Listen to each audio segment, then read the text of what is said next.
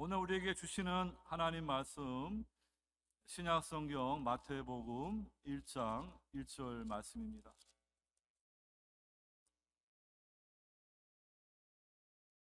하나님 말씀입니다. 아브라함과 다윗의 자손 예수 그리스도의 계보라. 아멘. 오늘 말씀의 제목은 예수 그리스도를 믿는 성도라는 제목입니다. 우리를 그리스도인이라 하는데 그리스도의 사람, 그렇다면은 우리가 믿는 예수 그리스도가 어떤 분인가 우리가 성경적으로 제대로 알고 신앙의 고백을 해야 될 것입니다. 세상의 어떤 기복신앙이라든지 이 변질된 복음을 전하는 사람들이 전하는 메시지가 아니라 성경이 우리에게 말씀해 주는 그러한 예수 그리스도가 누구인가 우리는 바로 만나고 바로 신앙 고백하고 그 주님 앞에 충성을 다해야 될 것입니다. 우리 예수 그리스도에 관한 그 이야기를 신약 성경 마태, 마가, 누가, 요한 사복음서에 이렇게 기록하고 있습니다. 예수님의 성탄과 공생애와 십자가 부활의 그 이야기를 이 복음이라는 그러한 장르를 통하여서 또 이렇게 말씀을 우리에게 증거해 주고 있습니다. 동일한 예수 그리스도의 이야기지만 그렇지만 이 사복음서는 이렇게 다른 강조점들과 청중들과 또한 이 관심들을 가지고 이렇게 복음서들을 기록하고 있습니다.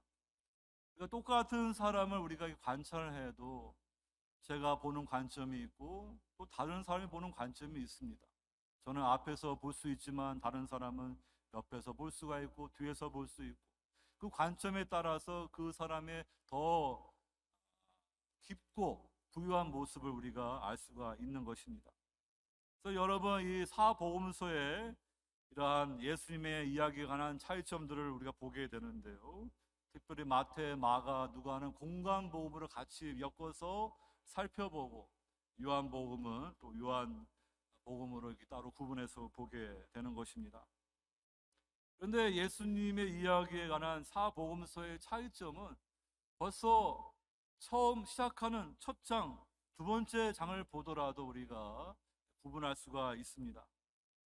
지난 주일 대림절 첫 번째 주일 저희들이 사도 요한이 기록한 요한복음서에 1장 1절부터 18절에 나와 있는 그 유명한 프롤로그에 관한 말씀을 상고했습니다. 14절에 말씀이 육신이 되어 우리 가운데 거하심에 우리가 그의 영광을 보니 아버지 독생자의 영광이요 은혜와 진리가 충만하더라. 예수 그리스도의 놀라운 그 성육신, 하나님이신 창조주가 피조물이 인간의 몸을 입으신 그 놀라운 사건을 요한복음에서 증거하고 있는 것입니다.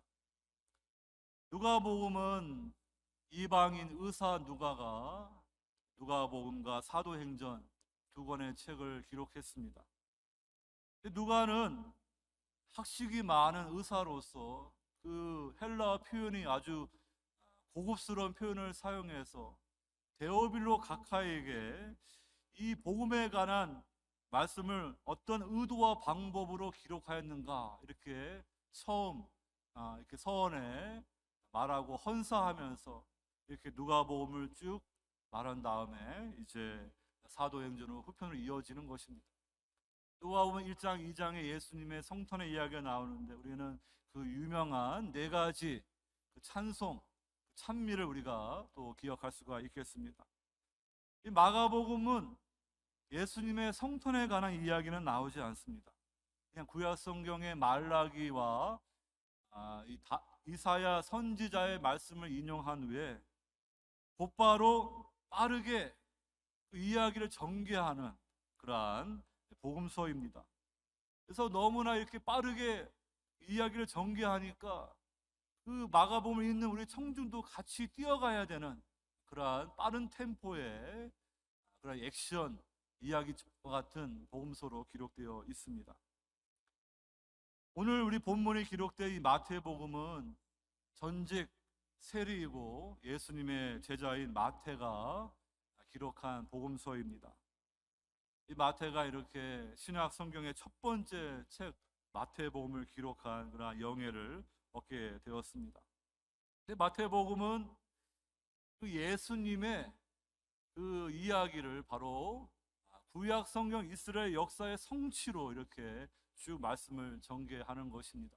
여러분들이 마태복음을 쭉 살펴보게 되면은 예수 그리스도가 바로 새 이스라엘로서 구약의 모든 역사를 성취하는 그런 구주로 오셨구나.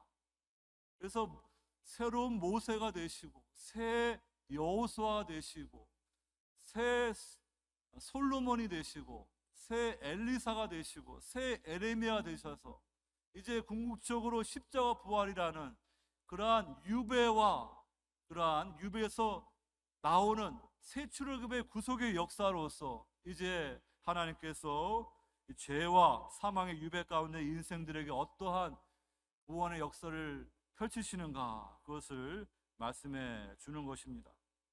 그래서 이 마태복음은요, 예수님이 다윗의 왕, 그 다비드 킹으로서 오신 그 주님의 이야기를 쭉, 또 다윗의 이야기와 함께 우리가 쭉 상고해 보게 되면 그 말씀의 성취를 볼 수가 있는 것입니다.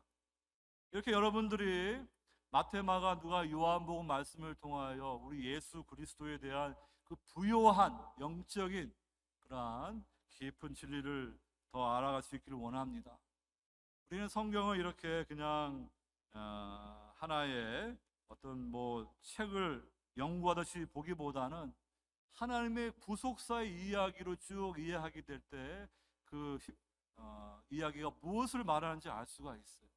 구약에서 하나님이 천지 만물을 창조하신 것도 이 우주라는 큰 성전을 세우시고, 그 다음에 이 아담을 통하여 에덴 성전을 이렇게 왕같은 제사장으로 그에게 사명을 주셔서 에덴 성전을 온 세상 가운데 확대하는 왕같은 제사장의 사명을 주셨는데, 아담과 하와가 하나님 앞에 반역하고 불순종했을 때 하나님이 노아를 거쳐서 아브라함을 통하여 그 후손 이스라엘 민족을 통하여 어떻게 그 하나님의 그 비전을 성취해 가는가, 그 궁극적인 성취로 예수 그리스도가 어떤 일을 하였는가, 쭉 이렇게 신구약 성경 말씀이 다 이어집니다.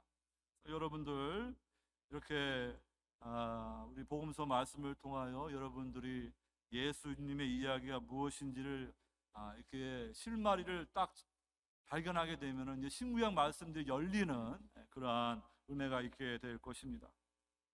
이 복음서들의 끝맺음도 차이가 있죠. 마태복음은 The Great Commission, 대위임령으로 주님께서 이제 만왕의 왕으로 승천하시면서 제자들에게 가서 온 열방에 이 제자들을 삼으라, 그 명령을 주십니다. 이 마가복음은 두 개의 엔딩이 되어 있습니다. 이제 사본으로 보게 되면 짧은 엔딩이 좀 더 이렇게 성경에 가깝다, 오리지널에 가깝다 이렇게 말씀할 수 있는데요. 그 예수님의 부활을 목격한 여인들이 이렇게 몹시 놀라고 떨며 무서워하면서 갑자기 이렇게 그 마가복음이 마치는 그러한 구조로 되어 있습니다. 그래서 그러한 양식을 통하여 마가복음이 우리에게 또 주고자 하는 메시지가 있어요. 그 다음에 누가복음은 여러분이 아는 바와 같이 이제 누가복음 위에 사도행전으로 이어져서 그 예수님이 이렇게 쭉 갈릴리에서 예루살렘에 갔던 것과 같이 또 바울이 이렇게 또 예루살렘에서 로마 그 제국의 심장으로 가는 그 여행 이야기를 통하여서 하나님 나라의 역사가 어떻게 펼쳐지는지 또 누가복음은 기록하고 있습니다. 여러분, 그리고 요한복음은 또 이렇게 20장으로 부활로 끝나는 것이 아니라 21장에 에필로그가 있어가지고 사도 요한이 또 증인으로서 그 말씀을 기록하는 그런 구조로 되어 있습니다. 이렇게 저희들은 사복음서의 처음과 마지막을 보더라도 이렇게 그 사복음서의 강조점이 다른 것을 알 수가 있는 것입니다.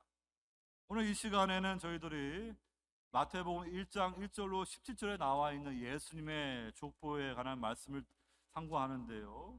시간 관계상 그걸 다 볼 수는 없고, 그 제일 처음에 나오는 그 표제인 1장 1절, 아브라함과 다윗의 자손 예수 그리스도의 계보란 말씀을 중심으로 예수 그리스도를 믿는 성도는 어떻게 살아가야 되는가, 그 말씀을 드리고자 합니다. 우리말 성경에는 아브라함과 다윗의 자손 예수 그리스도의 계보라 이렇게 되어 있지만, 영어 성경은 원문에 충실해서 원래 영문의 이 헬라어 구문과 비슷하기 때문에 The Book of the Genealogy of Jesus Christ, the Son of David, the Son of Abraham 이렇게 되어 있습니다. 헬라 언어는 비블로스, 게네시스, 이에수스, 크리스토스, 휘토스, 히오스, 다비드, 히오스, 에브라함 이렇게 구조로 되어 있기 때문에 가장 처음에 나오는 단어가 한국말로는 계보라는 단어예요. 그것이 영어로는 The Book of the Genealogy라는 단어이죠. 근데 이 말씀은 그 구약 성경은 히브리로 되어 있는데, 그것을 당시에 이 헬라 세계이기 때문에 그것을 쉽게 읽을 수 있도록 헬라말로 번역한 성경이 70인형이 있습니다. 근데 오늘 이 본문 마태복음 1장 1절과 그대로 동일한 구문이 나오는 게 창세기 헬라어로 번역한 그 70인형을 보게 되면은 10가지 톨레도 그 족보에 관한 말씀이 나오는데, 그 중에 창세기 2장 1절과 그 다음에 2장 4절과 5장 1절이 같은 구조로 되어 있는 것입니다. 그래서 단순히 지금 마태복음 1장 1절의 말씀이 예수님의 계보, 족보를 말하는 것이 아니라, 지금 이 족보의 말씀은 구약 성경 역사와 신약을 이어주는 고리 역할로 그 성취로 예수 그리스도가 오셨음을 우리에게 말씀하는 그러한 의미가 있는 것입니다. 여러분들이 오늘 이 마태복음 이 족보를 볼 때 어떤 분들은 이 단어들이 너무 생소합니다. 뭐 아브람, 이삭까지는 알겠는데 뭐 베레스, 헤스론, 아미나다, 뭐 아비야, 발음하기도 힘든 이름들 나오니까 그냥 다 생략해버리고 1장 18절부터 이제 예수님의 성탄 이야기로 갈 수가 있는데, 사실 이 계보의 말씀이 있어야지 신구약 말씀이 하나의 이야기로 이어지는, 예수님이 바로 마지막 아담 그리고 새 이스라엘 다비드 킹으로 오신, 정말로 선지자들이 대망하였던, 하나님의 백성들이 그토록 기다렸던 하나님의 아들 예수 그리스도 구주로 오신 분임을 알게 된다는 것입니다. 오늘 이 계보에는 크게 세 개의 시대로 나눌 수가 있습니다. 아브라함부터 이제 다윗 왕까지, 그다음에 다윗 왕부터 이제 바벨론으로 이제 포로로 잡혀갈 때까지, 그다음에 바벨론 포로에서 이제 예수님과 이어지는 세 개의 시대로 이렇게 구분해서 구약 역사를 말하고 있는데요. 이 구약 역사의 성취가 바로 예수 그리스도가 되신다는 것입니다.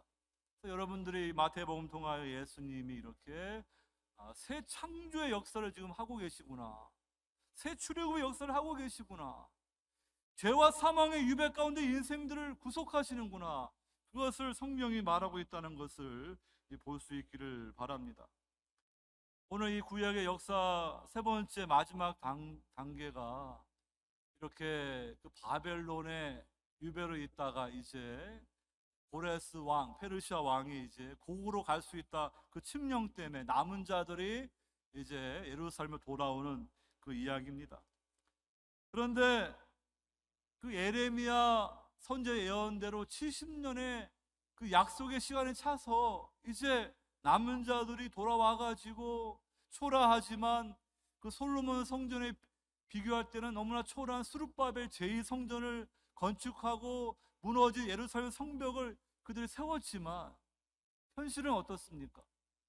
여전히 페르시아 왕이 그들을 다스리고요, 총독을 보내가지고 그 다음에 페르시아를 이긴 이 그리스 나라가 그들을 지배하고 있고요, 그 다음에는 그리스를 정복한 이 로마 제국이 계속해서 그 유대 백성들을 다스리는 거예요.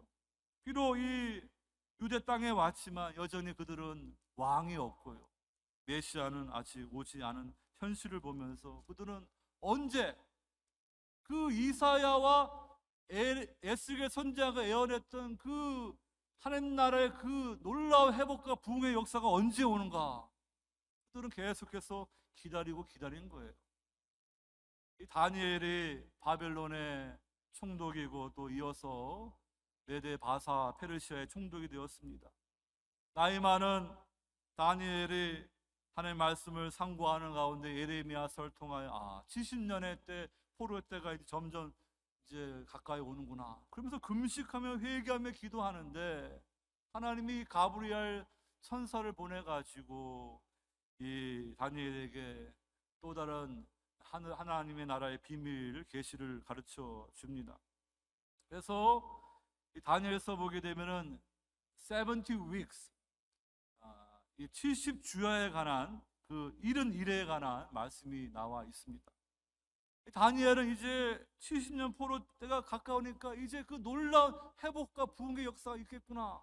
그런데 하나님은 가브리엘 천사를 통해서 다니엘아, 지금 너희들이 이제 고레스 왕의 칙령으로 남은 자들이 돌아오겠지만 바로 하나님 나라가 임하는 것이 아니라 이제 7 곱하기 70, 490여 년의 그러한 역사가 흐른 후에 이제 메시아가 와서 하나님 나라를 이 땅 가운데 세울 것이다. 그거를 이렇게 말씀을 하는 거예요.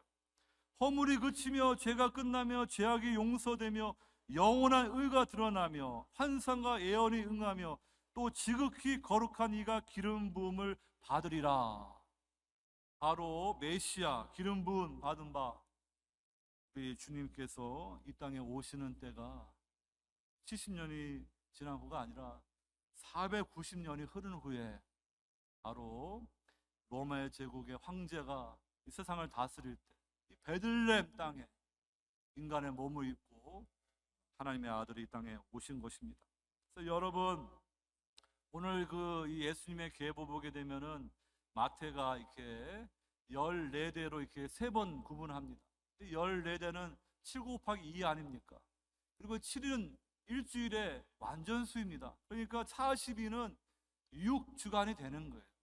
그래서 7번째 주간, 완전 주간이 되는 그때 이제 메시아 예수 그리스도가 이제 오시는데 바로 희년의 성취로 오시는 거예요. 희년 되면은 노예들이 다 해방되고 잃어버렸던 땅들이 다 회복되는 그 레위기서 말씀을 통하여 주신 그 하나님의 그 회복과 구속의 역사가 이제 예수님이 오심으로 성취가 되는 거예요.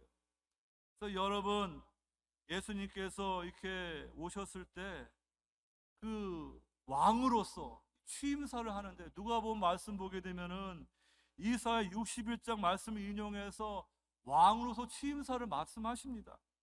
주의 성령이 내게 임하셨으니 이는 가난한 자에게 복음을 전하게 하시려고 내게 기름을 부으시고 나를 보내사 포로된 자에게 자유를 눈먼 자에게 다시 보게 함을 전파하며 눌린 자를 자유롭게 하고 주의 은혜의 해를 전파하게 하려 하심이라. 이 주의 은혜의 해가 주빌리 희년입니다. 여러분 예수님이 그 이사야 말씀을 딱 펴시고 덮으시고 오늘 이 말씀이 너에게 응했다 선언하시는 거예요. 만왕의 왕으로서 선언사 취임사를 말씀하시는 것입니다. 여러분 예수님은 당시 유대인들이 기대했던 어떤 정치적 군사적 메시아로 오신 분이 아니에요. 그 당시에 유대인들은 로마 제국의 압제를 받고 많은 세금을 바쳐야 되면서 그들은 그들에게 정치적인 해방과 잘 사는 나라 되게 해주는 그러한 메시아를 원했습니다.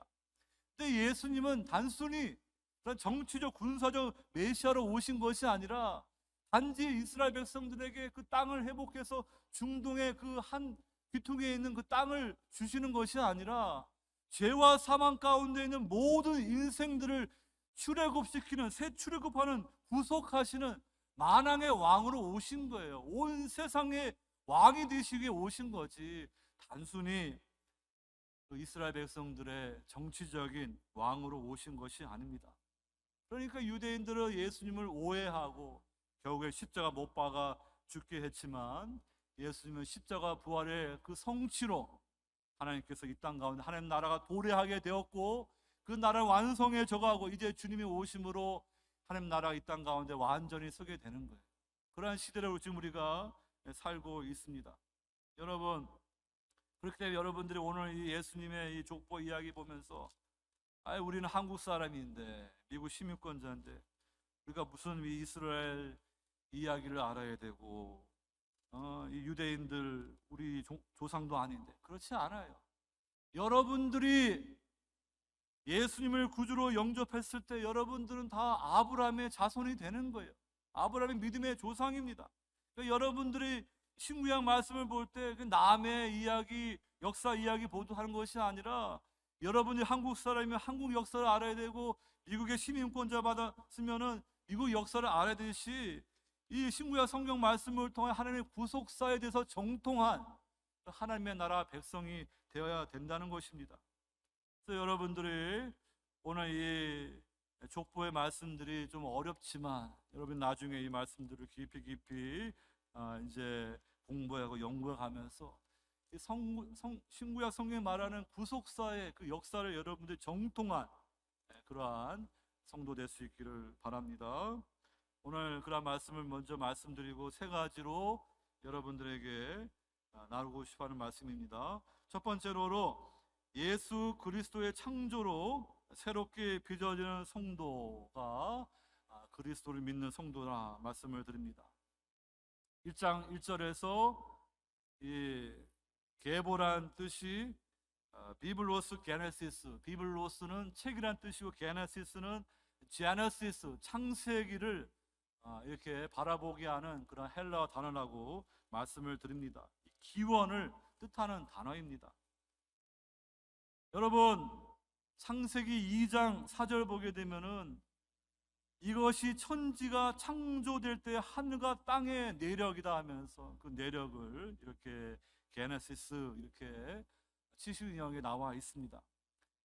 그리고 그 말씀 뒤에 이제 이 천지의 내력이 나온 다음에 하나님이 흙으로 사람을 지으시고 생기를 그 코에 불어 넣으심으로 사람이 생명이 되었다, 그 말씀이 나오고, 또 창세기 5장 1절 보게 되면은 똑같은 표현이 이제 이것이 아담의 계보를 적은 책이니라, 이 헬라어 문장 보게 되면은 이 계보라 같은 단어입니다. 그래서 그 말씀이 나오면서 이제 하나님이 이 아담을 창조하시는데 하나님의 형상으로 창조하시고 남자 여자로 창조하셨다. 그 다음에 아담부터 노아까지 10대로 이어지는 그 족보가 나옵니다. 그 족보를 보게 되면은 이제 아담이 범죄하기 전에는 그 하나님의 형상이 깨어지지 않았죠. 근데 창세기 3장에서 아담과 하와가 하나님의 말씀에 불순종하고 반역했기 때문에 하나님의 형상이 일그러져 깨어진 거예요. 그런 가운데 원죄가 들어간 가운데 아담이 낳은 아들이, 이제 아벨은 죽었으니까요, 가인이 아벨을 죽었기 때문에 셋입니다. 셋으로 이어지는데 셋도 깨어진 하나님의 형상을 가지고 이제 삶을 살아가는 거예요. 그래서 이제 셋부터 쭉 이제 노아까지 그 족보가 나오는데요, 그 이야기 보게 되면은 이렇게 아담이 셋을 낳고 얼마간 살았다가 죽었더라. 그래서 쭉 보게 되면은 죽었더라 계속 반복돼요. 8번 나옵니다. 근데 오늘 예수님의 계보 보면은 그들이 육체적으로 분명히 죽었지만 오늘 말씀에는 죽었더라 표현이 안 나와요. 다 그냥 아브라함이 이삭을 낳고 이삭은 야곱을 낳고, 영어 성경을 보게 되면 father of 이렇게 되어 있고요, 헬라어도 이렇게 겟나오라는 동사로 낳았다 이렇게만 쭉 나와 있습니다. 여러분, 왜 이 신약 성경 예수님의 계보에는 왜 죽었더라는 표현이 안 나옵니까?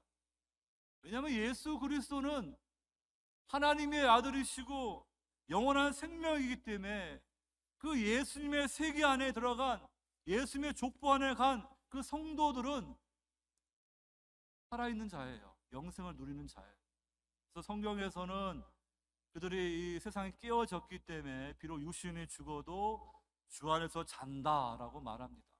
그리고 그들은 이제 낙원에 있다가 주님이 이 땅에 재림하실 때 예수님처럼 영광된 부활의 몸을 입는 것이에요. 그러니까 여러분, 예수님은 나는 부활이요 생명이니 나를 믿는 자는 죽지 않고 산다고 분명히 말씀하셨어요. 그러니까 여러분들, 우리는 지금 영생을 이 땅에서 누리고 또 영원히 주님과 함께 새하늘과 새 땅에서 영원한 그 생명을 누릴 복된 백성인 것을 믿으시기 바랍니다. 그런데 이 예수님의 이 족보에 들어가지 않게 되면 구약에 이렇게 죽었더라 죽었더라 죽었더라 말씀과 같이 그 영원한 생명을 누리지 못하는 흙에 속한 자로서 끝나게 되는 거예요. 고린도전서 15장 보게 되면은 사도 바울이 부활장으로서 이제 첫째 아담은 하나님이 흙으로 지으시고 그 코에 생기를 불어 넣어 주심으로 생명이 되었다. 근데 하늘에서 오신 마지막 아담이신 예수 그리스도는 우리에게 생명을 주시는 영이라고 그 고린도전서 15장에 말하는 거예요. 그러니까 저와 여러분들이 부모님을 통하여서 이 땅에 처음 태어났을 때 우리 다 생년월일이지 않습니까? 우리는 이 땅에 한 번 태어나요.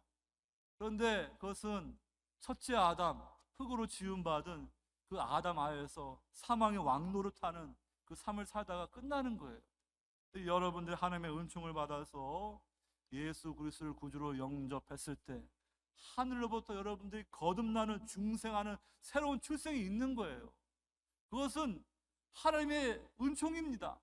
그래서 여러분들 하나님의 자녀가 되어서 이 땅에서 영생을 누리다가 영원한 세계를 상속받는 그 복된 백성이 되는 거예요. 그러니까 여러분들이 예수 그리스도 안에 있나 밖에 있나 엄청난 차이예요.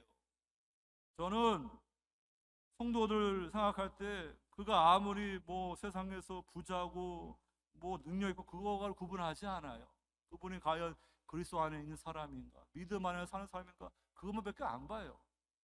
여러분, 오늘 우리가 이 예수님의 이 족보에 나와 있는 이 단어를 통하여 주님께서 이 새 창조, 뉴 크리에이션, 또 우리는 주님의 그 새 출애굽, 뉴 엑소더스, 그다음에 뉴 커버넌트, 새 언약의 그런 말씀이 어떻게 성취가 되는지 그 말씀을 깊이 깨달으면서 우리가 과연 그리스도의 그런 새 창조로 빚어지는, 사도 바울 말하기를 누구든지 그리스도 안에 있으면 새로운 피조물이라, 보라 이전 것은 지나갔으니 새 것이 되었도다, 그렇게 말씀할 수 있는 성도가 돼야 되는 거예요. 그것은 예수님을 구주로 믿어 죄사함 받고 성령 받은 중생한 성도만이 그걸 알 수가 있어요. 여러분, 오늘 이렇게 마태복음 서두에 그 새 창조에 관한 말씀을 우리가 살짝 엿보고 그 궁극적인 것은 이제 예수님의 십자가 부활 사건으로 성취가 되는 거예요. 예수님이 이렇게 십자가에서 운명하실 때 그 애시대의 상징인 그 예루살렘 성전의 휘장이 위로부터 아래로 찢어졌어요. 그것은 바로 이제 애창조의 시대가 이제 사라져가고 예수님께서 십자가에서 그 모든 형벌을 주의 백성을 대신하여 다 받으시고 새 시대가 열리는, 부활을 통하여 그것이 열리는 것을 말해주는 것입니다. 그래서 마태복음에는 땅이 진동하고 바위가 터지고 무덤들이 열리며 자던 성도들의 몸이 많이 일어나서 이런 표현들이 나오는 이유가 이제 놀라운 우주적인 그러한 변혁이 일어났는데, 그것은 이 애창조의 세계에 예수 그리스도께서 새 창조의 역사를 하시는데 그것이 바로 예수님의 십자가 부활의 구속의 그 새 창조의 역사라는 것을 증거하는 거예요. 여러분들이 그것을 믿는다 그러면요, 여러분들은 그리스도 안에서 새로운 피조물로 거듭나게 될 것입니다. 그래서 여러분, 예수님이 십자가에 죽으셨을 때 더 이상 성전이 필요 없는 거예요. 성전의 본체이신 예수 그리스도 안에서 하늘과 땅이 이어지는 것입니다. 그래서 로마 백부장이 십자가에서 운명하시는 예수님을 바라보면서 이는 진실로 하나님의 아들이었도다. 이제 유대인, 이방인 관계없이 다 회개와 믿음으로 예수 그리스도를 구주로 영접하는 자들은 다 그리스도 안에서 이제 거듭나게 되고요, 하나님의 백성으로, 이제 하나님의 종말로 된 백성을 다 불러 모아 주신 줄로 믿으시기 바랍니다. 여러분들이 성경에 그것을 말하는데, 아니 지금 우리가 살고 있는 이 세상 여전히 죄가 많고 병들고 죽지 않습니까? 그 신약 성경에 이 구조가 있습니다. Already but not yet. 이미 그러나 아직은. 이 애시대 아담과 하와의 범죄를 하여 깨어지고 가십덤불과 죄가 그 엉겅퀴가 있는 이 깨어진 세상에는요, 그래서 사람들이 병들고 늙고 죽어갑니다.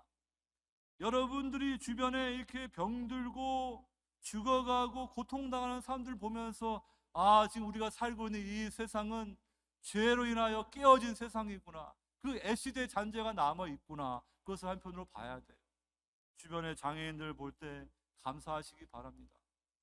저 장애인들 통해서 이 세상이 그렇게 행복하고 완전한 세상이 아니구나, 정말 죄 때문에 깨어진 세상이구나. 그들은 그것을 일깨워주는 사람들이에요. 그들은 믿음을 가지고요, 이제 새하늘과 새 땅이 펼쳐지는 그날에 온전한 몸을 입게 될 거예요. 근데 우리 성도들은 이 애시대 가운데 예수님의 십자가 부활 사건을 통하여 이 종말론적 새 시대가 이제 들어오게 돼가지고 하나님 나라 이 땅 가운데 임했고, 그 종말론적 시대에 속한 그 성령을 우리에게 하나님이 미리 허락해 주신 거예요. 그래서 성도들은 그 성령을 디파짓, 보증으로 받고요, 인을 침을 당하고요, 그 다음에 퍼스트 프루트, 열매로 우리가 받아가시고요. 이제 그것을 알면서 이제 주님이 재림하실 때 어떤 세계가 펼쳐질지를 그걸 다 감을 잡는 거예요. 여러분들 마켓에 가가지고 어슬이라는 분들이 이제 음식을 이렇게 팔라고 이렇게 맛보기 하는데, 그 맛보기 음식이 뭐 다른 음식을 놓은 게 아니에요. 원래 팔고자 하는 음식을 이렇게 조금 갖다 놓으면 맛보기 하는 거예요. 여러분들이 그걸 보면서 이 음식 진짜 맛있구나, 이거 내가 사야겠구나. 여러분들이 정말로 성령 받고 그리스도 안에서 영생이 무엇인지 누리면요, 이 세상에 마음을 뺏길 수가 없어요. 올인할 수가 없어요. 왜냐하면 이 세상은 이미 예수님의 십자가와 그 부활의 사건이라요 이제 멸망 기다리고 있는 세상이에요. 이 세상 임금 마귀는 쫓겨났어요. 이제 자기 때가 얼마 남지 않기 때문에 발악하면서 어떻게든지 믿는 자도 이렇게 미혹하려고 그런 때인데, 우리 로마서 12장 말씀과 같이 우리 마음을 새롭게 하고 변화를 받아서 하나님이 기뻐하시고 온전하신 뜻을 붙잡아서 이 땅에서 성령 충만하고 하나님 나라의 비전을 품고 살다가 그 영원한 세계로 들어가야지, 그러한 하나님 나라의 비전도 없이 그냥 예수님 믿는 게 그냥 종교 생활하고 기복주의 생활해가지고 그냥 건강하고 부자 되고 자녀 되고 그게 전부라 생각하면 안 돼요. 그건 보너스예요. 여러분들이 정말로 누려야 될 가장 큰 축복은 임마누엘, 하나님이 나와 함께 하시는 그 축복을 누리는 거예요. 영원한 세계에서 그걸 영원토록 누리는 거예요. 그러니까 여러분, 오늘 우리는 이 예수 그리스도께서 이 새 창조의 역사를 시작하여 주셨고, 이제 그것이 정점을 향하여 가고 있다는 것을 기억하시고, 여러분들이 이 새 창조의 그러한 피조물로서 빚어진 그러한 성도인가, 그것을 여러분들의 믿음을 확인해 볼 수 있기를 바랍니다. 분명히 말씀드립니다. 여러분들이 그냥 부모로부터 물려받은 그 아담의 흙에 속한 자의 그러한 생명만 가지고 있으면 그냥 병들고 죽게 되고 그 후에는 하나님의 심판이 있습니다. 여러분들이 예수님을 구주로 영접하여 중생하게 되면요, 하늘에 속한 자의 형상을 입게 되는 거예요. 하나님의 백성으로, 하나님의 자녀로 새하늘과 새 땅의 세계 영광스러운 부활의 몸을 입고 들어갈 그 약속이 있는 성도라는 것을 기억하시기 바랍니다. 아직 아담 하에 있고 마지막 아담 그리스도 안에 거하지 못하는 분이 있다면 그 기회를 놓치지 마시고 정말 주님께서 은혜를 주실 때 회개와 믿음으로 구주를 만날 수 있기를 축원드립니다. 둘째로, 예수 그리스도의 복음을 믿어서 구원받은 성도라는 말씀을 드립니다. 오늘 1절에 나와 있는 말씀 가운데 그 예수님의 그 인성을 말씀해 주는 예수라는 그 이름과 또 이 다윗의 자손의 이름을 같이 생각해 보고자 합니다. 여러분, 구약 성경에서 이 이름은 정체성을 말해 주는 거예요. 이 예수님의 그 법적인 육신의 아버지인 이 요셉이 있지 않습니까? 이제 18절 이후로 그거 나오는데, 요셉이 자기와 정혼한 이 마리아가 배가 불러오는 거예요. 그래가지고 요셉이 이 마리아가 공적으로 이렇게 수치당하면 안 되겠다. 잘못하면 돌에 맞아 죽습니다. 그러니까 조용히 이혼해야 되겠다. 그래가지고 그렇게 마음을 먹고 있는데, 구약의 야곱의 아들 요셉도 꿈을 잘 꾸는데, 신약의 이 야곱의 아들 목수 요셉도 꿈을 잘 꿔요. 그래가지고 이 천사가 요셉에게 꿈 가운데 말씀을 합니다. 요셉아, 내 아내 마리아는 성령으로 잉태된 것이다. 그를 데려오기를 무서워하지 말라. 그리고 이름을 지어줘야 되는데 그 이름을 예수라 하라.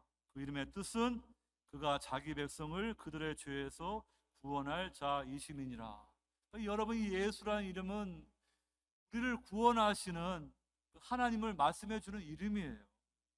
원래 이 예수, 헬러 이에수스라는 단어는 구약의 여호수아, 영어로 자슈아를 해당되는 단어입니다. 야훼께서 구원하시다, 주님은 구원이시다, 그런 뜻입니다. 구약의 모형적으로 모세가 출애굽 역사를 이끌고 여호수아가 이제 그 백성들 가나안 땅으로 들어가 그 땅을 기업으로 주는 것 같이, 예수 그리스도는 뉴 모세이고 뉴 여호수아로서 새 출애굽의 역사를 통하여 저와 여러분들에게 새 하늘과 새 땅의 세계에서 하나님 나라를 상속받게 하는 그러한 우리의 구주로 오신 분입니다. 그러면 여러분, 저와 여러분들이 그 예수, 다윗의 자손, 그 예수님의 인성을 생각하면서 하나님 앞에 우리가 온전한 믿음으로 나아가야 돼요. 오늘 이 예수님의 족보에 나오는 사람들 쭉 면면을 보게 되면은 대단한 분들이 아니에요. 심지어 믿음의 조상 아브라함도 우리처럼 보통 사람이고 실수와 연약한 자예요. 그런 나이 75세가 될 때까지 갈대아 우르에서 우상 숭배하던 자였어요. 차일드레스, 자식도 없고, 랜드레스, 노마드이기 때문에 땅도 없고, 블레싱, 하나님의 인재가 없던 그러한 인생 살았어요. 근데 하나님이 75세 된 그 아브라함을 찾아오셔서, 아브라함아, 내가 네게 지시할 땅으로 가라. 내 본토 친척 아비 집을 떠나고 회개와 믿음으로 그를 부르셨어요. 그래가지고 아브라함이 사레하고 조카 데리고 가나안 땅을 가는 것이 바로 회개와 믿음의 그 삶을 보여주는 거예요. 근데 아브라함이 처음부터 믿음의 조상이 된 게 아니죠. 25년을 기다려서 약속의 아들 이삭을 얻지 않습니까? 가나안 땅에 왔더니 하나님이 가라 했으면 모든 게 형통해야 될 것 같은데 기근이 있고 어려우니까 그냥 갈대우르는 돌아갈 수 없으니까 그 근처에 있는 애굽으로 가니까 이거 아내 사례가 예뻐가지고 이거 사람들이 날 죽이고 내 아내 차지하면 어떻게 하나 겁나가지고 자기 혼자 살겠다고 2번씩이나 사례, 너는 내 아내가 아니고 내 여동생이야, 그렇게 해야 돼? 그러면서 거짓말 했어요. 하나님이 아들 주겠다 약속했는데 10년 기다려도 약속이 안 이루어지니까 이 사라가 하나님의 말씀은 그렇게 해도 안 되니까 우리가 노력해야죠. 저 애굽에서 데리고 온 하가 여종을 시바지로 줄 테니까 이렇게 후손을 봅시다. 그래가지고 이 아브라함이 하나님 말을 안 듣고 아내 말을 듣네요. 그래가지고 낳은 아들이 이스마엘, 오늘 아랍의 선조가 되지 않습니까? 여러분, 이렇게 아브라함도 다 이렇게 허물과 부족함이 있어요. 그런 연단을 거친 후에 이제는 모리아 산에서 그 하나님의 말씀을 믿고 하나님이 부활하실 것을 믿고 그의 아들 이삭을 번제로 바칠 정도로 그 믿음의 삶은 나아갔지 단번에 된 게 아니에요. 다윗은 어떻습니까? 오늘 이 예수님의 족보의 가장 중심된 사람이 다윗이에요. 14다라는 14라는 숫자도 이 다윗의 자음을 이렇게 숫자로 계산하게 되면 14라는 단어가 나오는데요. 이 다윗은요, 왕이 된 다음에는 이제는 만사가 이제 다 평안하니까 그냥 하나님을 향한 그러한 믿음을 온전히 갖지 못하고요, 자기의 신실한 부와 우리아의 아내 밧세바 목욕하는 걸 보고 데려다가 간음의 죄를 짓고 그 여인을 잉태하니까 그것을 숨기려다가 결국에는 그 살인 교사로 우리아를 죽였어요. 그러니까 여러분, 얼마나 이 다윗이 참 문제 많습니까? 근데 오늘 이 성경의 이 다윗이 중심 인물이에요. 우리 이것을 통하여서 이 성경의 므낫세 같은 거는 가장 악한 왕 중의 왕입니다. 하나님이 이러한 죄가 가득한 곳에 하나님의 은혜가 임하니까요, 그 죄인들이 하나님의 은혜로 변화받고 하나님의 그 생명의 족보에 들어가는 그 은혜가 있지 않습니까? 여기 예수님의 족보에 여인들이 나옵니다. 여인들의 족보에 잘 나오지 않는데요, 하나같이 다 문제가 있어요. 뭐 이방 쪽 사람들 아니면 이게 뭐 성적인 문제가 있는 그러한 뭐 다말, 라합, 룻, 우리의 아내 밧세베, 다 이런 여인들이 다 이 예수님의 족보에 들어감을 통하여서 예수님은 유대인뿐만 아니라 이방인의 구주가 되시고 그 모든 죄인들을 주님이 구속하셔서 하나님의 자녀 삼아 주시는 그 은혜를 우리에게 말씀해 주는 거예요. 그러니까 여러분, 우리가 구원받는 것은 우리가 죄가 많아서 없어서가 아니에요. 어떤 분들은 저 사람은 저렇게 죄를 많이 지었기 때문에 절대 저 사람은 구원받지 못하고 천국에 못 갈 거야. 또 반대로 나처럼 이렇게 의롭게 사는 사람은 당연히 천국 가겠지. 착각이에요. 여러분, 예수님이 우리의 구주가 되어 주시기 때문에 우리가 구원받는 거예요. 예수님이 어떠한 죄인도 회개와 믿음으로 주님을 붙잡게 되면은 그 십자가 흘리신 보혈로 그 죄를 다 씻겨주셔서 흰 눈처럼, 흰 양털처럼 깨끗하게 하시는 거예요. 그런데 교만하니까 세상 살면서 좀 부자이고 좀 잘났고 자녀들 잘 되니까 아쉬운 게 없어요. 그냥 뭐 교회 안 나와도, 그냥 뭐 그렇게 살아도 괜찮은 줄 알고 사는데, 여러분, 저는 목사로 말씀을 드립니다. 우리는 하나님 중심으로 살도록 하나님이 창조하셨어요. 하나님을 예배하지 않으면 반드시 우상 숭배의 길로 가는 거예요. 여러분들 진정으로 하나님을 예배하는 그런 왕 같은 제사장으로 주님을 섬기지 않으면 여러분들 반드시 여러분들 돈과 자식과 세상 것을 섬기는 우상 숭배의 길로 가게 돼 있어요. 그것이 지나치게 되면 마지막이 엄청 비참하게 끝나요. 그렇기 때문에 여러분들이 주일날 와서 하나님을 예배하고 신앙을 고백하는 게 얼마나 중요한지 여러분 깨달아야 돼요. 처음 된 자가 나중되고 나중되자 처음 되는 거예요. 과거에 믿었던 믿음이 중요한 것이 아니라 지금 우리가 어떻게 주님을 믿는 게 그것이 중요한 것입니다. 다윗의 아들 말씀을 드립니다. 여러분, 이 다윗의 아들을 Son of David라는 표현은 이 마가복음에는 3번, 누가복음 4번 나오는데 이 마태복음은 9번이나 나옵니다. 근데 5번이 그 예수님의 치유의 역사와 관계가 있어요. 그 맹인들이 다윗의 자손이여 우리를 불쌍히 여겨 주시옵소서. 가나안 여인, 이방인입니다. 근데 그 자식이, 딸이 귀신에 흉하게 들었어요. 그래가지고 체면 이런 거 안 차리고 다윗의 자손이여 나를 불쌍히 여겨 주시옵소서. 예수님이 그 믿음 보시고 귀신을 쫓아내고 눈을 떠주시고 병을 고쳐주신 거예요. 지금도 마찬가지예요. 회개와 믿음으로 겸손히 주님 앞에 나오게 되면요, 주님이 그 영의 눈을 열어주시고 귀를 열어주시고 병든 것을 고쳐주셔 송아지가 외양간에서 나와 뛰는 것처럼 기쁨으로 뛰는 그런 은혜를 주십니다. 그런데 믿음이 없어서 나는 뭐 예수님 필요 없어, 나 힘으로 내 힘으로 얼마든지 내가 은행에 쌓아둔 어카운트도 든든하고 지금 건강도 든든하고 그러니까 뭐 그냥 그렇게 뭐 교회 일에 열심히 낼 필요 뭐가 있어, 뭐 그렇게 예배 열심히 낼 필요 없어. 그런 분들, 여러분들 주님을 간절히 붙잡기가 힘든 것입니다. 여러분, 우리는 예수님을 간절히 붙들어야 돼요. 주님이 우리를 지켜주지 아니하면 우리는 실족할 수밖에 없는 연약한 양들입니다. 여러분, 예수님께서 이 베드로의 집에 들어가십니다. 근데 베드로의 장모가 이 큰 열병에 들어가지고 자리에 앉아 누워 있는 거예요. 예수님이 그 여인의 손을 붙들어 주시고 고쳐 주시니까 그 여인이 일어나가지고 예수님을 수종드는 그 여인이 됩니다.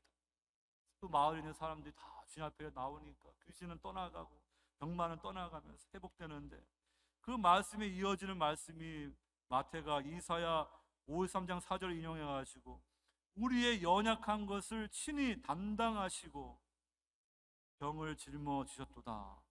He took our illness and bore our disease 라는 말씀을 이루려 하심이라. 예수님이 우리의 질병, 우리의 모든 병을, 연약한 걸 다 짊어주시고 우리를 회복시키고 자유케 하시는 그러한 구주임을 말씀해 주는 것입니다. 교회 안에 연로하시고 육신의 병을 가지신 분들 많이 계시고, 저는 목회자이기 때문에 영혼의 질병에 대해서도 관심이 많습니다. 여러분, 우리 주님 앞에 믿음으로 나오십시오. 주님께서 여러분들 영육간에 강건함을 회복하여 주셔서 여러분 강건해 주셔서 주님을 수종드는, 마음껏 봉사하는 그런 성도 되시기를 주의 이름으로 축원합니다. 마지막 세 번째로 예수 그리스도의 선교적 비전에 충성하는 성도가 그리스도인이라고 말씀을 드립니다. 오늘 1절에 남은 단어는 크리스토스, 그리스도라는 단어와 아브라함의 자손이라는 단어. 여러분, 이 단어들 통하여서 우리가 생각할 수 있는 것은 주님께서 바로 약속하신 그런 메시아 구주로 오셨다. 이 그리스도는 히브리어 메시아와 같은 의미입니다. 기름 부음을 받은 자 뜻입니다. 구약에서는 그 하나님의 뜻을 감당하도록 왕과 제사장 선지자에게 기름 부어 그들을 세웠습니다. 그 기름은 성령을 상징하는 것입니다. 그들이 이 삼중직, 근데 이 삼중직을 다 가지신 분을 이 기름 부음 받은 자 메시아 그리스도라고 성경은 말하는 것입니다. 다니엘서 말씀을 통해 보게 되면 이제 그 그리스도는 왕으로 오시는 다비드 킹이라는 것을 보게 됩니다. 원래 하나님도 우리 인간을 아담과 하와를 창조하셨을 때 왕 같은 제사장으로 세우셨습니다. 하나님을 대리해서 에덴 성전을 온 열방으로 확대하는 그 사명을 주셨는데, 아담과 하와가 범죄하면서 하나님의 말씀이 아닌 뱀, 그 짐승의 말을 따라갔을 때 그들은 그 권세를 잃어버렸습니다. 신라곤 했습니다. 하나님은 그걸 포기하지 아니하시고 이제 아브라함의 후손을 통하여서 이스라엘 백성들을 부르셔서 열방의 빛을 감당하도록 그들 가운데 왕을 세우시고 제사장 제도를 세우시고 선자를 보내셔서 왕이 잘못된 길로 가면은 바른 길로 갈 수 있도록 하나님의 진리의 말씀을 증거하게 했는데, 결국 이스라엘 역사도 유배로 끝나지 않습니까? 아담도 실패하고 이스라엘도 실패했어요.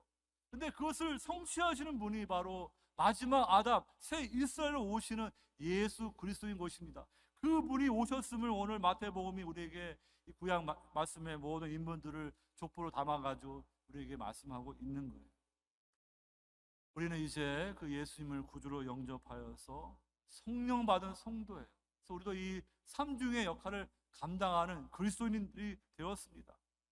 우리는 왕처럼 지혜롭게 세상을 다스리는 그러한 삶을 살아가야 돼요. 여러분들이 가정에서 가정주부든 무엇이든지 이제는 왕 같은 그러한 권위를 가지고 주님을 섬기는 마음으로 세상 가운데 살아가야 됩니다. 제사장으로서 여러분들 하나님 앞에 신령한 예배를 드리는 성도가 되어야 돼요. 교회 나와서 하나님 앞에 예배하고 기도해야 돼요. 그 다음에 여러분들은 선지자적 사명을 가져서 하나님을 대적하는 어두운 세상에서 그리스도의 증인으로 살아가는 그 사명 감당하러 성령 주신 거예요. 여러분들 성령 충만하여서 이 사명을 잘 감당할 수 있기를 주의 이름으로 축원합니다. 우리가 이 마태복음 보게 되면, 얼핏 보게 되면 이 마태복음은 유대인들 청중을 대상으로 쓴 말씀이 아닌가. 한편으로는 그러한 것들을 찾을 수가 있지만은, 또 다른 한편으로는 유대인뿐만 아니라 이방인들에게도 동일하게 주시는 하나님의 말씀 복음으로 기록하고 있어요. 이 아브라함이라는 이름 자체가 이미 보편적인 하나님의 축복을 포함하고 있어요. 원래 이 아브라함은 이방인이었습니다. 갈대 우르의 우상 숭배하는 자였습니다. 근데 아브라함은 부르시면서 그에게 주신 축복 가운데 하나가 너를 통하여 열방의 그 복의 근원이 될 것이다. 그래서 그 아브라함의 자손들은 열방의 그 복의 근원이 되는, 열방의 빛을 비추는 하나님 나라 백성의 제사장 사명을 감당해야 되는데 잘 감당하지 못한 거예요. 근데 이제 그 아브라함의 자손으로 예수님이 오심으로 그 사명을 이루어 주십니다. 2장 보게 되면 동방박사 이방인들이 아기 예수님께 경배하러 옵니다. 또 마태복음 28장 보게 되면은 마지막 대위임령이 어떻게 끝납니까? 너희는 가서 모든 민족을 제자로 삼아 아버지와 아들과 성령 이름으로 세례를 베풀고 내가 너희에게 분부한 모든 것을 가르쳐 지키게 하라. 볼지어다 내가 세상 끝날까지 너희와 항상 함께 있으리라. 여러분, 모든 민족에게 전파되는 복음인 거예요. 유대인뿐만 아니라 우리 한국인들도 독일인도 다 이 좋은 소식을 듣고 죄와 사망에서 건진받아서 하나님의 거룩한 백성으로 하나님을 섬기는 복된 그런 은총을 허락해 주시는 것입니다. 근데 예수님이 이렇게 그들을 찾아오셨는데, 여러분, 이 당시의 유대인들은 잘못된 선민 사상과 잘못된 정결 예법을 따라서 이렇게 하나님의 뜻을 바로 깨닫지 못하고 잘못된 율법주의 종교 생활을 나아가는 거예요. 자신들의 동족인 그 유대인 할지라도 그들이 이 문둥병에 걸리면 그들은 공동체에서 배제해버립니다. 그래서 마태복음 8장 1절로 4절 보게 되면은 이 나병 환자가 언약 공동체에서 쫓겨나가지고 그는 비참하게 살아가는데 주님께서 그에게 손을 내밀어 주시며 내가 원하노니 깨끗함을 받으라 하고 그 나병이 떠나가는 거예요. 주님이 우리의 모든 질병을 다 담당하시기 때문에, 그 나병을 다 담당하시기 때문에 그가 이렇게 회복된 거예요. 예수님은 가서 제사장에게 네 몸이 회복된 걸 보여주고 율법에 정한 대로 예물을 바쳐라. 언약 공동체로 돌아갈 수 있도록 은혜를 주십니다. 그 다음에 이어지는 말씀이 로마 백부장의 이야기인데요. 이 백부장에게 유대인 하인이 있었는데 중풍병으로 심하게 고통을 받는 거예요. 그래서 이 로마 백부장 이방인도 불구하고 그것이 너무나 안타까워서 그 예수님에 관한 소식을 듣고 사람들을 보내가지고 내 하인을 고쳐 주시옵소서. 근데 예수님께서 저의 집에 오는 것을 제가 감당할 수가 없습니다. 나도 이 군대 장교인데 누구에게 명령하면 그가 그 말을 하듯이 주님 말씀만 하셔도 내 중풍병에 걸린 이 하인이 나을 것입니다. 예수님께서 이 로마 백부장의 믿음을 보고 칭찬하십니다. 내가 진실로 너희에게 이르노니 이스라엘 중 아무에게서도 이만한 믿음을 보지 못하였노라. 여러분, 이제 예수님이 오셨음에도 불구하고 여전히 잘못된 선민 의식에 빠져서 이렇게 이방인들의 빛을 비추는 선교적 사명 감당하지 못하고 그 예수님의 하나님 나라 운동을 깨닫지 못하여서 바리새파처럼 이렇게 예수님을 배척하게 되면 더 이상 기회 없는 거예요. 그들은 주님 말씀과 같이 그 나라의 본 자손들은 바깥 어두운 데 쫓겨나 거기서 울며 이를 갈게 되리라. 먼저 된 자로 나중되는 거예요. 근데 이방인도 불구하고 이 구원의 복된 소식을 듣고 회개와 믿음으로 주님 앞에 나올 때 동서로부터 많은 사람이 이르러 아브라함과 이삭과 야곱과 함께 천국에 앉을 것이다. 이 유대인들은 이방에 같이 식탁에 앉을 수 없어요. 근데 동서로부터 이방인들이 아브라함과 이삭, 야곱, 이스라엘 그 족장, 그 선조와 함께 앉는 그 천국 백성이 된다는 그 말씀을 주님이 주시는 거예요. 여러분, 우리 교회는 바로 이렇게 이 선교적 사명을 물려받은 그러한 선교적 공동체가 돼야 될 줄로 믿습니다. 마태복음 마지막 말씀이 대위임령으로 온 세상에 가서 복음을 전하라는 말씀인데요. 이 구약 성경은 히브리어 원래 성경을 보게 되면은 창세기부터 시작해가지고 역대하로 끝나요. 역대하 마지막 말씀이 고레스 왕이 이제 이스라엘 남은 자들이 너희들 하늘의 왕이 내게 말씀했기 때문에 너희들 복으로 가서 성전을 지어라. 하나님이 너희와 함께 하실 것이다. 그 말씀과 같이 마태복음 28장 대위임령도 이 주님께서 하늘과 땅의 권세를 받아가지고요, 그 제자들을 세상으로 파송하셔서 모든 민족으로 제자 삼아 아버지와 아들과 성령 이름으로 세를 베풀고 내가 너에게 분부한 모든 것을 가르쳐 지키게 하라. 내가 임마대로 너희와 함께 하겠다. 그 대위임령, The Great Commission을 주시는 것입니다. 그래서 여러분, 우리는 나만 구원받은 거 잘 됐다 하면 안 되죠. 우리는 이 교회 안에 빈자리가 많지 않습니까? 오늘 이렇게 또 오랜만에 이렇게 또 오랫동안 교회 못 뵈던 분들 오니까 제 마음이 기쁩니다.